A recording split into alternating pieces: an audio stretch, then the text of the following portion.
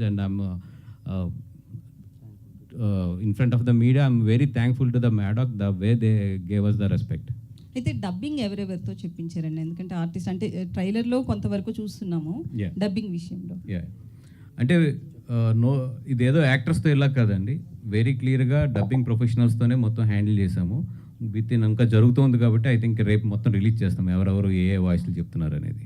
వాసు గారు, యాక్చువల్గా అంటే ఇలాంటి సినిమాలు తీసినప్పుడు కొంచెం హిస్టారికల్ కానీ ఇలా వెళ్ళినప్పుడు ఈ సినిమాలు ఈ మధ్య అంటే ఇవి ప్రాపగండా ఫిలిమ్స్ అని బయట కొంచెం సూడో మేధావులు లాంటి వాళ్ళు క్రిటిసైజ్ చేయడం అనేది ఎక్కువ అవుతుంది. సో ఈ సినిమా కూడా మీద కొన్ని కాంట్రవర్సీ వచ్చు, అంటే ఫిక్షన్ ఎక్కువ పెట్టారు అది.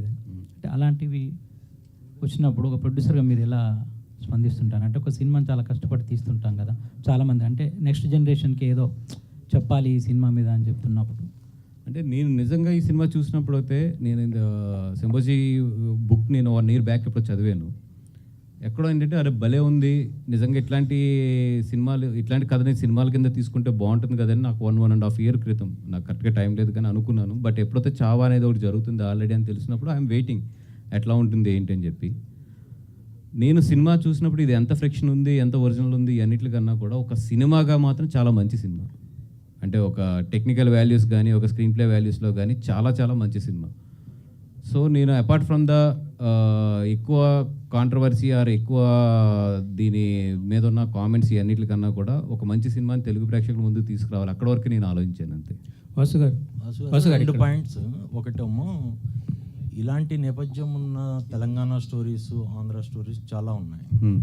అలాంటిది ఏమన్నా తెరకెక్కించే ఆలోచన ఒకటి ఉందా?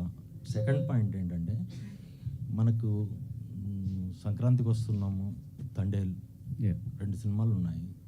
ఇప్పుడు వచ్చే డబ్బింగ్ సినిమాలు మన డ్రాగన్ కానీ అంతకుముందు జాబిలమ్మ కానీ ఇప్పుడు ఇది కానీ తెలుగు సినిమా సక్సెస్ రేట్ తగ్గిపోతుందనే ఏమన్నా ఉందా?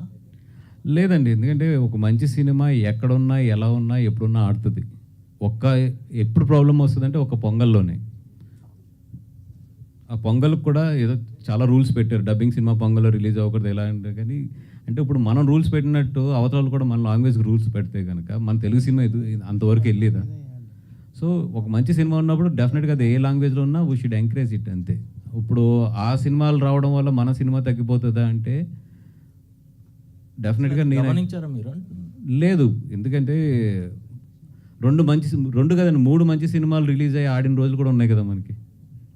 మంచి సినిమా ఉన్నప్పుడు డెఫినెట్గా ఆడుతుంది అంతే. అదేంటంటే ఒక యావరేజ్ ఆర్ చిన్న ఫ్లాప్ సినిమాలు ఉన్నప్పుడు ఎఫెక్ట్ ఉంటాయి తప్ప మంచి సినిమాలకి ఐ డోంట్ థింక్. వాసు గారు ఇక్కడ ఎస్ సార్, ఈ సినిమాకి వాయిస్ ఓవర్ అని